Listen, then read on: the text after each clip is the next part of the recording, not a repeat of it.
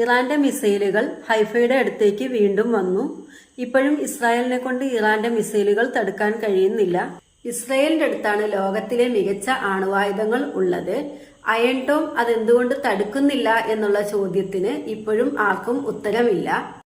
Haifa എന്നുള്ള സ്ഥലം എന്തുകൊണ്ട് പിന്നെയും ഇറാൻ ചൂസ് ചെയ്തു എന്ന് ചിന്തിക്കുമ്പോൾ ഹൈഫയിലാണ് ഏറ്റവും മികച്ച ആണവ കമാൻഡർ ഓഫീസേഴ്സ് ഉള്ളത്.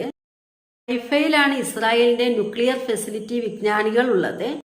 അതുകൊണ്ടാണ് ഞങ്ങൾ വീണ്ടും ഹൈഫയെ ടാർഗറ്റ് ചെയ്തത്.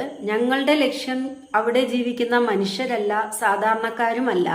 എങ്ങനെ ഇസ്രായേൽ ഇറാന്റെ ന്യൂക്ലിയർ സയന്റിസ്റ്റ്മാരെ ടാർഗറ്റ് ചെയ്തോ അതുപോലെ ഇറാൻ ഇസ്രായേലിന്റെ ന്യൂക്ലിയർ സയന്റിസ്റ്റ്മാരെ ടാർഗറ്റ് ചെയ്യും. ഇത് ഉറപ്പായും ഇസ്രായേലിന് സഹിക്കാൻ കഴിയില്ല. അത്രയും വലിയ മറുപടി ഞങ്ങൾ ഇസ്രായേലിന് കൊടുത്തു എന്നുള്ള മറുപടിയാണ് ഇറാൻ പറഞ്ഞത്.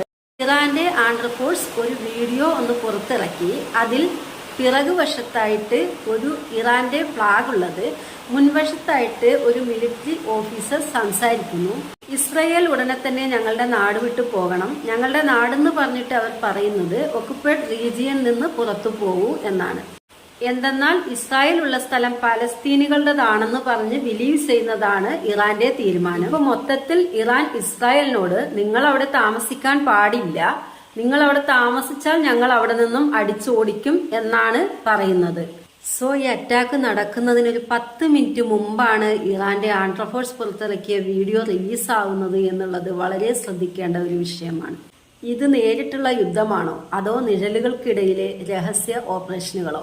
ഓപ്പറേഷൻ റൈസിംഗ് ലയൺ ലോക ചരിത്രം തിരിച്ചെഴുതുമോ? നിങ്ങളുടെ അഭിപ്രായങ്ങൾ കമന്റായി രേഖപ്പെടുത്തുക. ഈ വീഡിയോ ഇഷ്ടമായാൽ എല്ലാവരും ഒന്ന് ലൈക്ക് ചെയ്യുക, ഷെയർ ചെയ്യുക, സബ്സ്ക്രൈബ് ചെയ്യുക. താങ്ക്